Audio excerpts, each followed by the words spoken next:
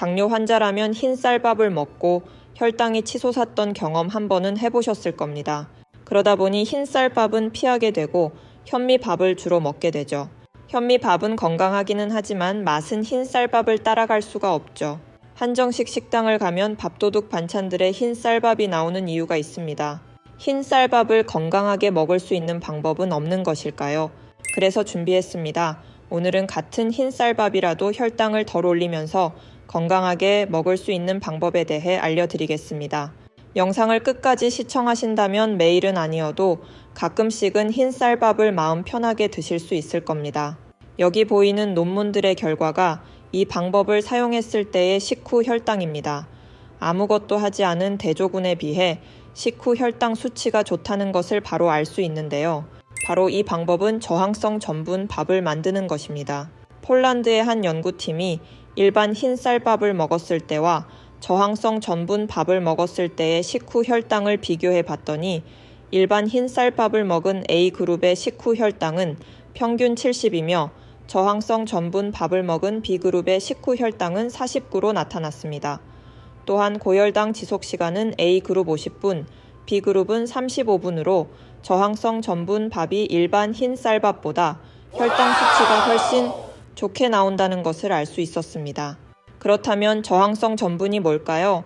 저항성 전분은 말 그대로 소화효소에 저항하는 전분이다 라는 의미입니다. 예를 들면 밥을 하기 전 쌀은 딱딱하잖아요.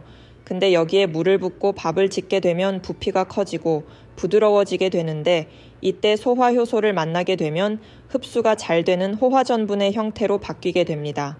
이때 제가 알려드리는 방법들로 밥을 짓게 되면 화학구조의 변형이 생기게 되어 규칙성의 미셸 구조로 돌아가게 됩니다. 이런 변화를 겪으면서 생기는 것이 저항성 전분입니다. 저항성 전분 밥은 식후 혈당을 덜 올리고 더 빨리 혈당을 안정화시키죠. 당뇨인에게는 가장 중요한 두 가지입니다. 일반적인 전분은 입과 소장에서 분해되어 포도당으로 변하는데요. 저항성 전분은 소장 속 소화효소에 저항하여 대장에서 느리게 소화됩니다. 소화에 오랜 시간이 걸리기 때문에 혈당을 급격하게 올리지 않죠. 또한 소화에 오랜 시간이 걸린다는 의미는 포만감이 오래 지속된다는 뜻이기도 합니다. 혈당을 덜 올리는 효과뿐만 아니라 저항성 전분은 칼로리도 낮은데요. 일반적으로 전분은 1g당 4칼로리이지만 저항성 전분은 1g당 2칼로리로 일반 전분의 절반밖에 안 되는 칼로리입니다. 혈당을 덜 올리는 저항성 전분밥. 그러면 저항성 전분 밥 만드는 방법 바로 알려드릴게요. 첫 번째 방법은 밥을 지을 때 식물성 오일을 넣는 방법입니다.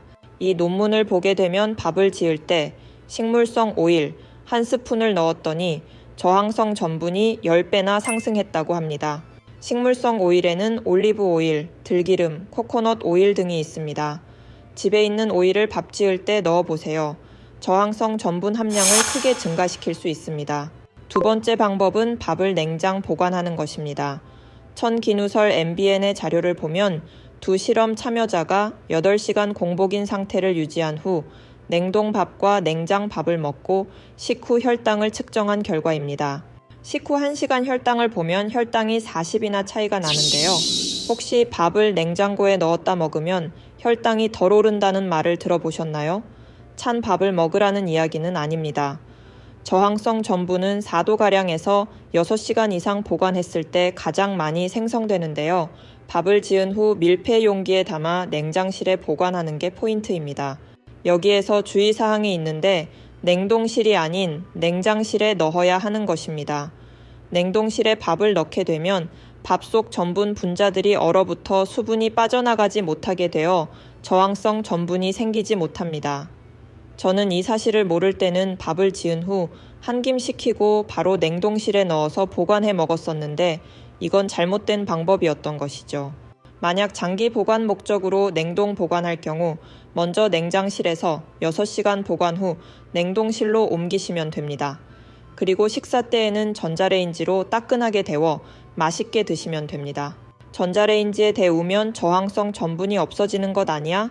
라고 생각하실 수 있지만 화학 구조에 변형이 생긴 것이기 때문에 저항성 전분을 그대로 섭취할 수 있습니다. 마지막으로 다시 한번 정리해 볼까요? 1. 밥 지을 때는 식물성 오일인 올리브 오일이나 코코넛 오일 또는 들기름을 한 스푼 넣는다. 2. 밥을 지은 후 냉장고에 6시간 이상 보관한다. 제가 오늘 알려드린 방법대로 밥을 지어 드셔보세요.